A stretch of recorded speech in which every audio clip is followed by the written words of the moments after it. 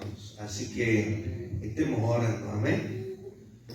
Vamos a orar, cierre sus ojos ahí donde están. Vamos a orar en esta mañana.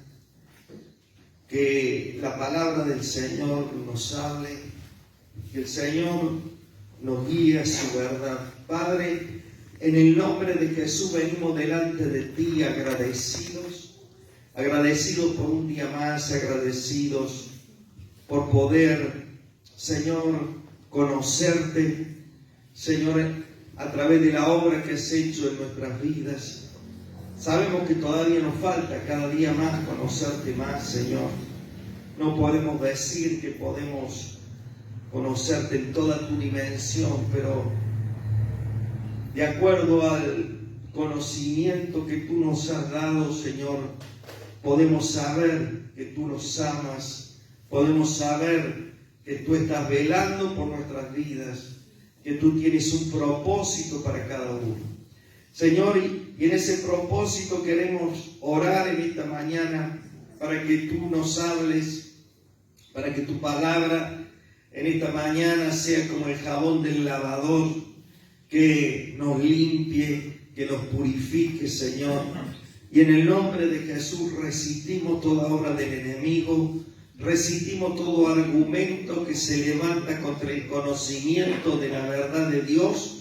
Lo echamos fuera de este lugar, fuera de nuestras mentes, fuera de nuestras familias, fuera de nuestros trabajos, y proclamamos en esta mañana que donde está tu Espíritu hay libertad. Señor, muévete con libertad. Espíritu Santo, haznos entender en esta mañana lo que nos quiere decir. Gracias, Padre, gracias porque nos sigues amando y nos sigues hablando. Te bendecimos en el nombre de Jesús. Amén y amén. Gloria a Dios. Muy bien, vamos a continuar. Gracias. Sí, los botones ya me están ajustando.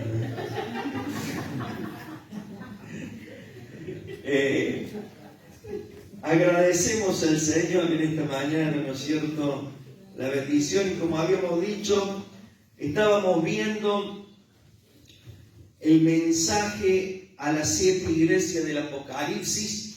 Ya hemos visto el mensaje a la iglesia de Sardis, el mensaje a la iglesia de Esmirna, y en esta mañana vamos a ver el mensaje a la iglesia de Pérgamo.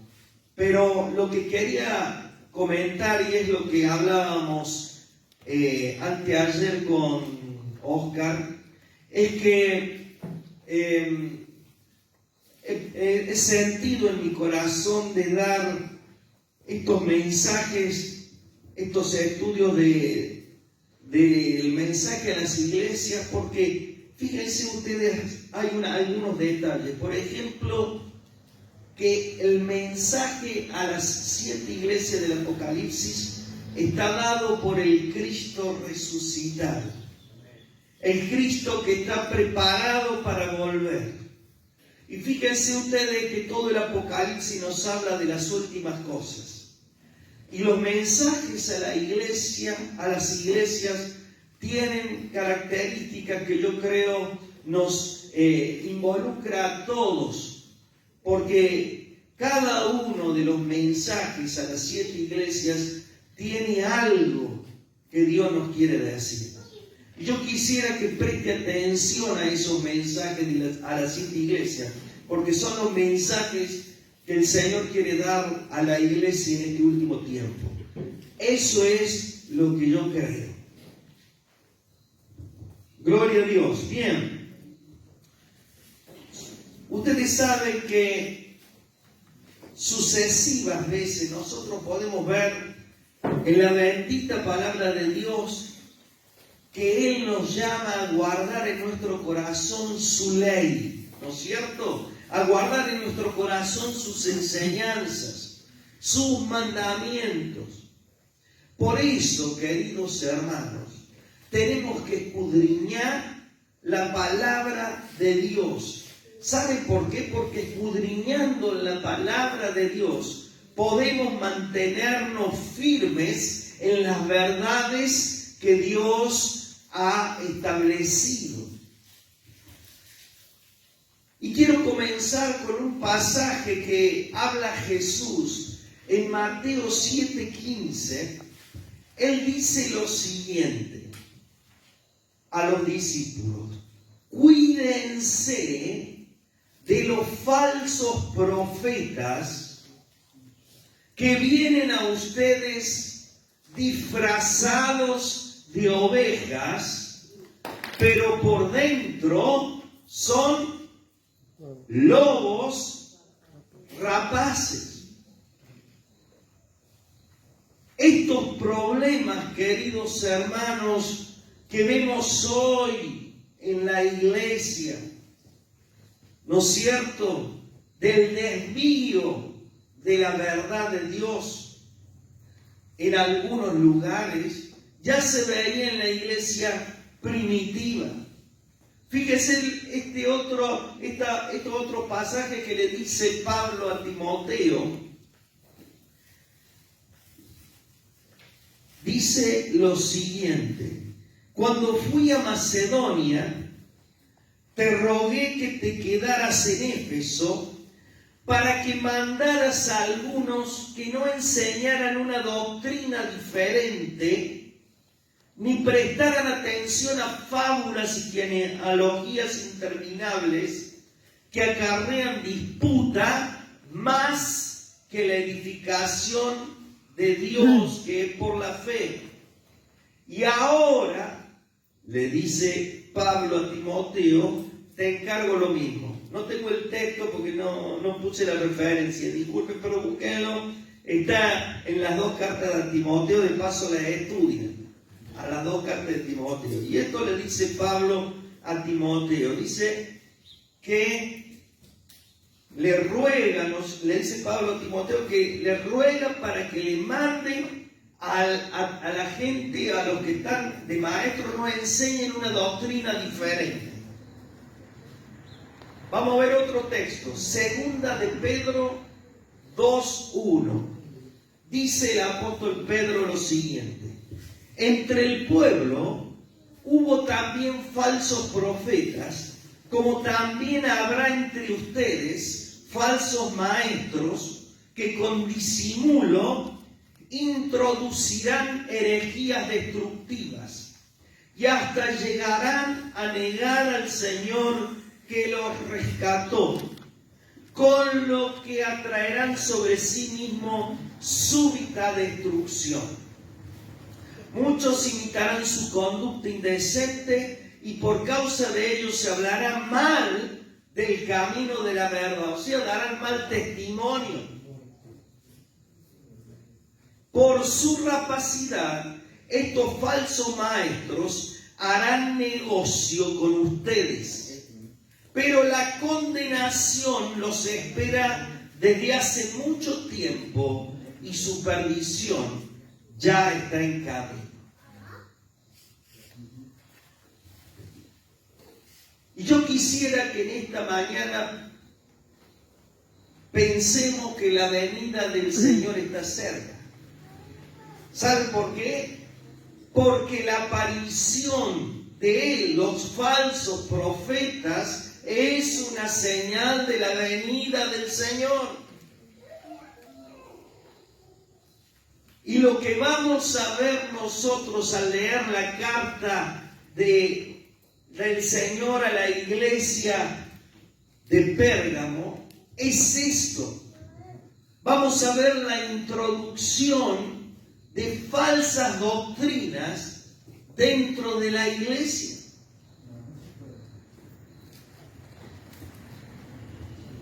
Y vamos a leer entonces esta carta del Señor a la iglesia de Pérgamo. Dice lo siguiente: y escribe al ángel de la iglesia en Pérgamo, el que tiene la espada aguda de 2 filos, dice esto: yo conozco tus obras y dónde moras, donde está el trono de Satanás, pero retienes mi nombre y no has negado mi fe, ni aun en los días en que Antipas, mi testigo fiel, fue muerto entre vosotros, donde mora Satanás. Pero tengo unas pocas cosas contra ti, que tienes ahí, escuchen bien, a los que retienen la doctrina de Balaam, que enseñaba a Balac a poner tropiezo ante los hijos de Israel, a comer de cosas sacrificadas a los ídolos y a cometer fornicación. Y también tienes a los que retienen la doctrina de los nicolaitas, la que yo, dice Jesús, aborrezco. Por tanto, arrepiéntete, pues, si no, vendré a ti pronto y pelearé contra ellos con la espada de mi boca. El que tiene oído, oiga lo que el Espíritu dice a las iglesias. Al que venciere, daré a comer del maná escondido, y le dará una piedrecita blanca, y en la piedrecita blanca un nombre nuevo, el cual ninguno conoce, sino aquel que lo recibe. Que Dios bendiga su palabra. Pero habíamos dicho nosotros que cada una de las cartas a las iglesias podemos ver de parte del Señor 7 puntos. Uno es que podemos ver el destinatario, o sea, a quién está destinada la carta. Lo otro que podemos ver es una descripción del Señor. En este caso, la descripción del Señor es el que tiene la espada aguda de 2 filos. Lo tercero que vemos en las cartas es una expresión de aprobación o reconocimiento. Cuando le dice el Señor, ¿no es cierto?, pero retiene mi nombre. Lo cuarto es una acusación o una denuncia donde dice, ¿no es cierto?, pero tengo unas pocas cosas contra ti, que tienes ahí a los que retienen la doctrina de Balaam y los nicolaitas, ¿no es cierto? Lo quinto es una exhortación a que se arrepienta, ¿no es cierto? Lo sexto, una advertencia de disciplina, que vendrá y peleará y hará guerra. Y lo séptimo es una promesa de vencedor. El que venciere, le daré de comer del maná que desciende del cielo, le daré una piedrecita blanca y en ella un nombre nuevo. Y estas cosas están dentro de esta carta a Pérgamo. Y vamos a hablar un poquito de Pérgamo. Le dice, y escribe al ángel de la iglesia en Pérgamo. Recuerdan que dijimos que la palabra ángel significa mensajero, que cuando el Señor le escribe al mensajero o al ángel de la iglesia, significa que le escribe al encargado de la iglesia, le escribe al presbítero de la iglesia, le escribe al pastor de la iglesia. Entonces le dice, escribe al ángel de la iglesia en Pérgamo. Y ustedes saben que Pérgamo estaba ubicada a unos 90 kilómetros al norte de Esmirna, que vimos en el anterior prédica, en la cual nosotros vimos, ¿no es cierto?, que Esmirna representa a la iglesia sufriente, habíamos dicho.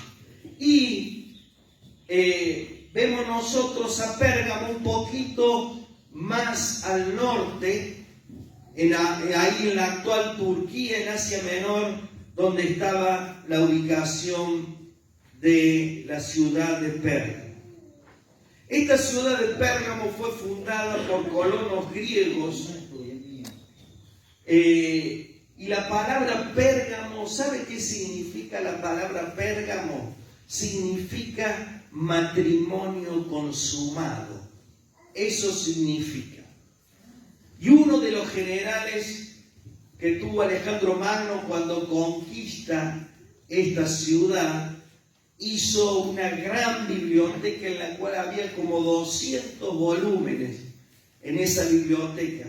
Y ustedes saben que de esta ciudad Pérgamo surgió el pergamino. Y ahí es pergamino, la palabra pergamino es de esta ciudad. Pérgamo era una ciudad religiosa en la cual había más templos de dioses paganos que en Éfeso, que era una ciudad más grande. En Pérgamo había más templos de dioses paganos. Y empieza hablando el Señor en la carta y le dice: el que tiene la espada aguda de 2 filos, dice esto. Fíjense que el Señor se identifica aquí con una expresión firme y una expresión determinante de severidad.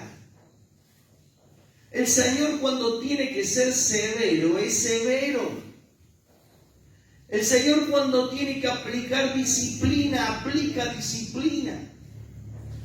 Y aquí se dirige a la iglesia con estas palabras. Observemos que la frase es muy enfática.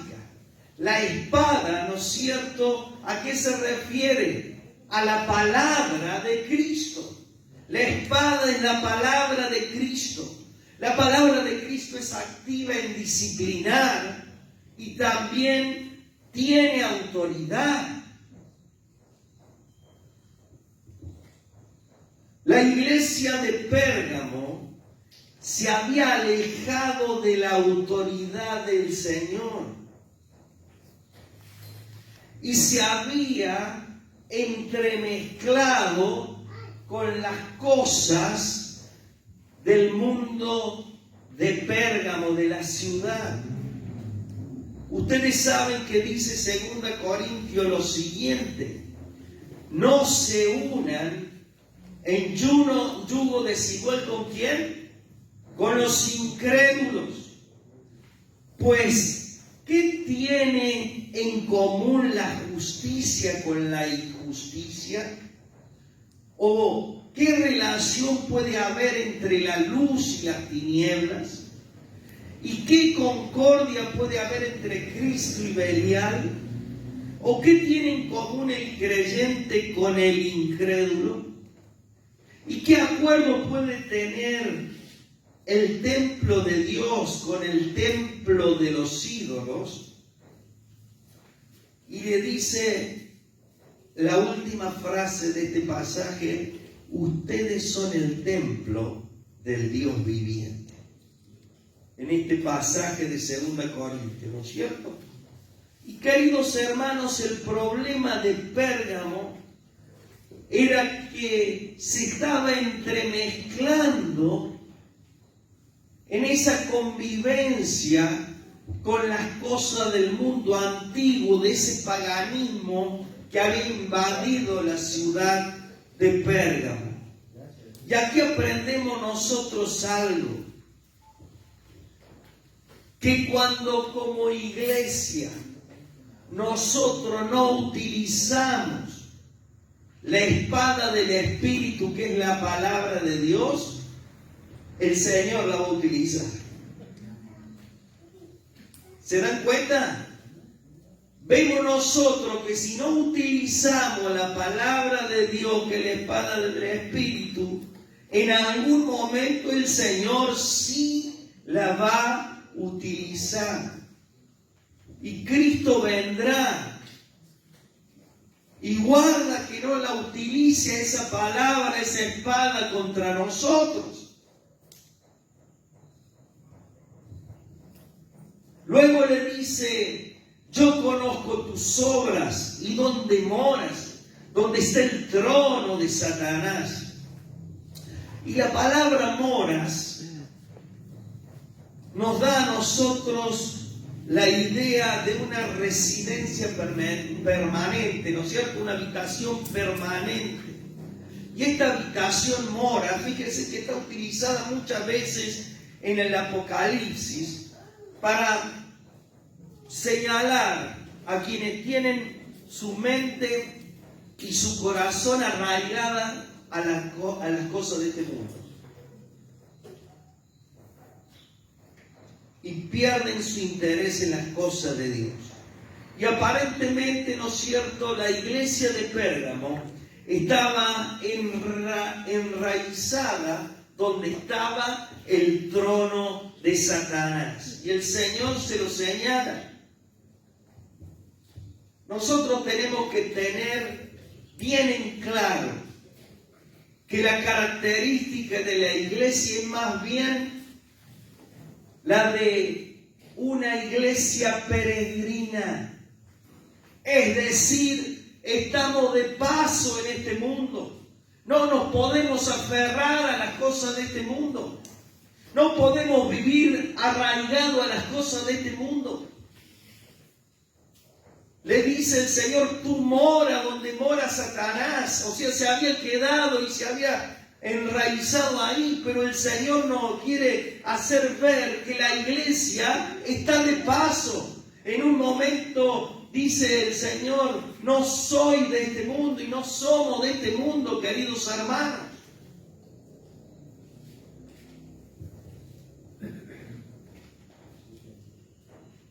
Y el Señor le señala esta situación. La ciudadanía permanente del cristiano está en los cielos. Y la frase el trono de Satanás se refiere a un trono de gobierno tanto ejecutivo como judicial. Nosotros sabemos que el diablo es el gobernador de este sistema mundial. Y Dios ha permitido esto a causa de que el pecado entró a este mundo. Y al entrar el pecado a este mundo, le dio el gobierno mundial al diablo. Pero ese gobierno un día se va a terminar.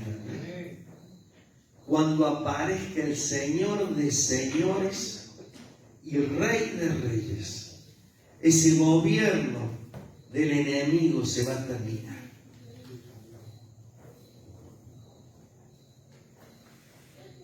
Pero ¿cómo es que el trono de Satanás aparece situado en Pérgamo? ¿Saben por qué? Porque como decía recién, era Pérgamo una capital importante del paganismo. Entonces, el Señor resucitado hace esta declaración de esta frase, ¿no es cierto?, donde está el trono de Satanás, una central del paganismo, dioses por todos lados.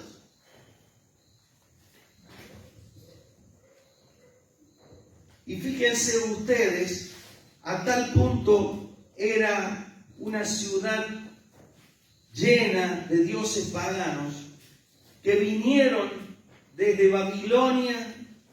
Aquellos que practicaban la magia se vinieron de Babilonia y se refugiaron en Pérgamo. Así que fíjense ustedes cómo esta ciudad estaba contaminada, y por eso el Señor le dice a la iglesia, tú moras donde está el trono de Satanás. Luego le dice el Señor a los hermanos, o al pastor le dice, pero retienes mi nombre y no has negado mi fe. Y queridos hermanos, a pesar de todo, el Señor resucitado reconoce a la congregación de Pérgamo que estaba sosteniendo con firmeza el nombre del Señor, que ellos no habían negado su fe y que continuaban haciendo conocer el nombre del Señor.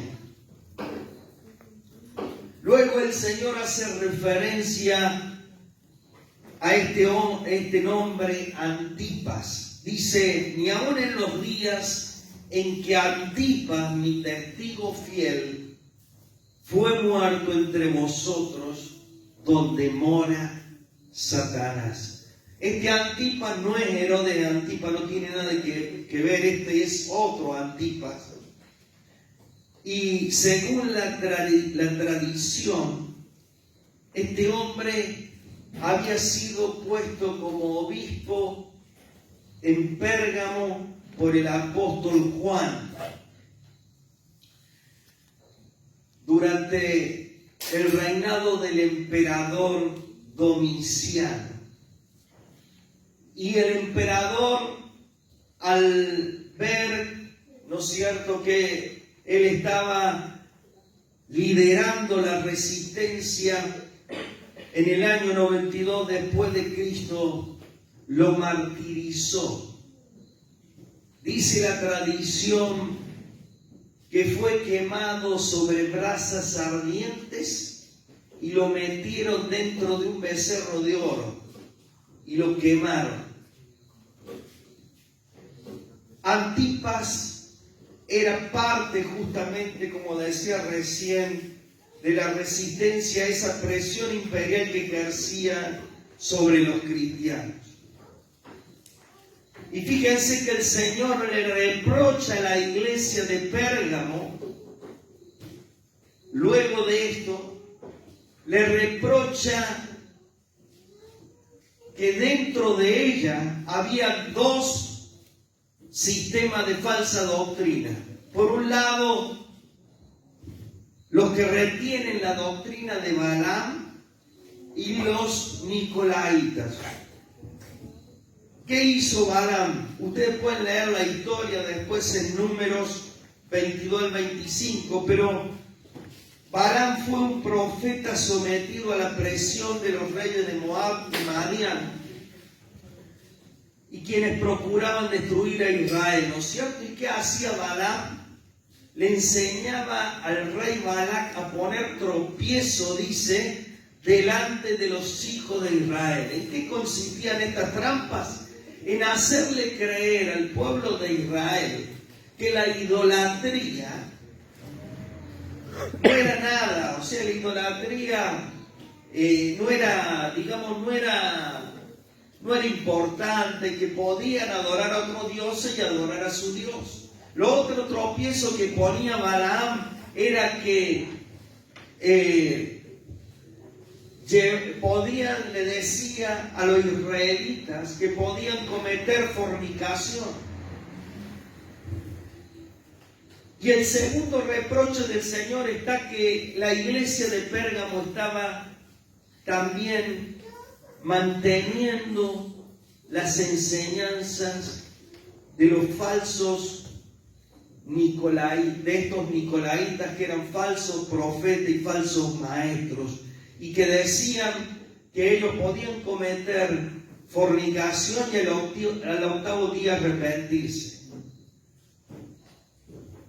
Y fíjense ustedes que estas dos corrientes que estaban dentro de la iglesia de Pérgamo estaban haciendo que el Señor resucitado, ¿no es cierto?, los reprendiera. Y queridos hermanos, esto no tiene que ser para nosotros un llamado de atención. ¿Qué estamos nosotros aprendiendo? ¿Qué enseñanzas estamos siguiendo? ¿Qué doctrinas estamos bebiendo? Porque lo que podemos ver nosotros aquí es que Dios o el Señor es celoso, ¿no es cierto?, de que su pueblo esté enfocado en la doctrina verdadera de Cristo Jesús, en la enseñanza verdadera de Cristo Jesús. Y le dice a la iglesia, por tanto, arrepiéntete. Arrepiéntete. Y queridos hermanos, el arrepentimiento no es solo para un momento de nuestra vida, sino que tiene que estar presente cada día de nuestra vida, porque siempre cometemos pecado. Tenemos que vivir el arrepentimiento. Y hoy por el Espíritu Santo el Señor nos habla para que seamos una iglesia que predique y practique el arrepentimiento. Y luego le dice el Señor, pues si no, o sea, si no te arrepientes, vendré pronto. ¿No es cierto? Si la congregación descuida esta recomendación de arrepentirse inmediatamente, vendré pronto, le dice. Y fíjense que este vendré pronto es una referencia a la segunda venida del Señor. O sea, cuando Él venga, cuando Él aparezca, dará el pago a esa congregación que tenga que darle.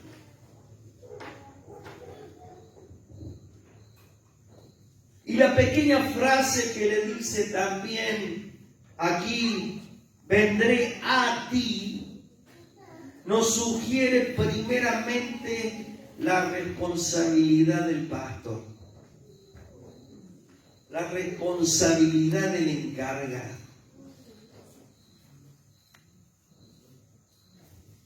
De guiar en forma adecuada a la congregación.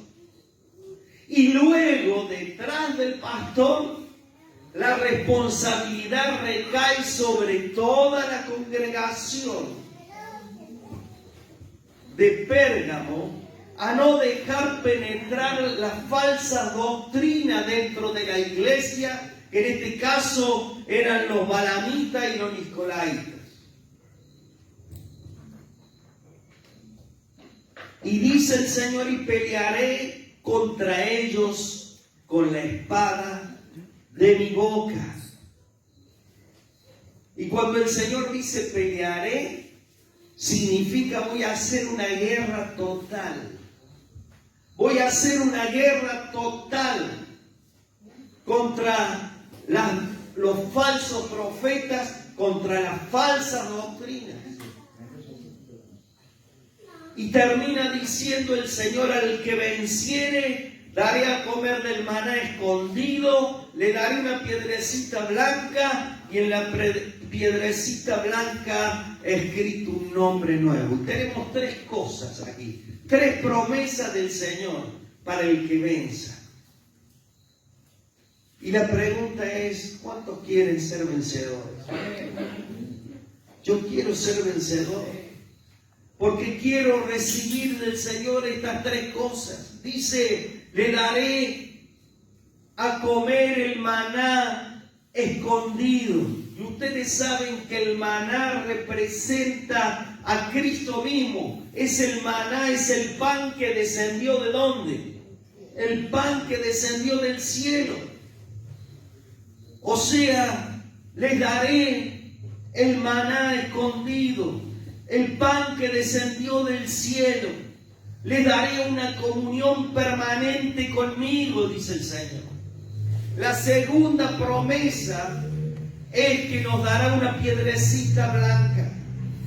Y esta piedrecita blanca representa como una credencial que el Señor nos va a dar a los que le pertenecemos a Él.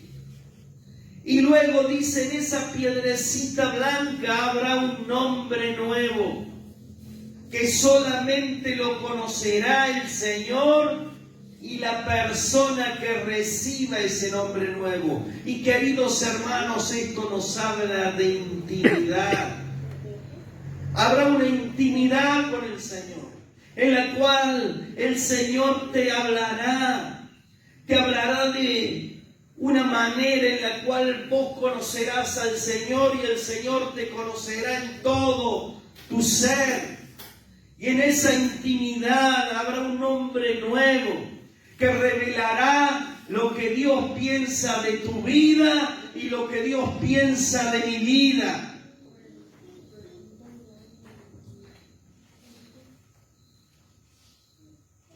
Yo quiero recibir estas tres promesas del Señor: el maná escondido, la piedrecita blanca y el nombre nuevo.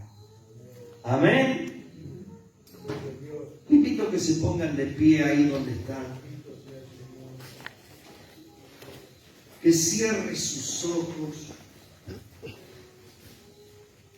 Hoy, por el Espíritu Santo, el Señor nos habla a través de estas experiencias que vivió la iglesia de Pérgamo. ¿Saben para qué? Para advertirnos,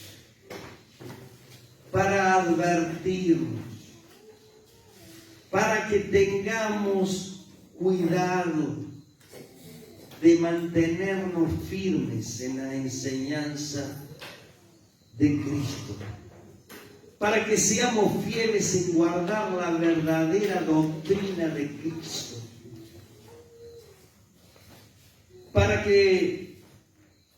para no dejarnos embaucar por las falsas doctrinas y enseñanzas.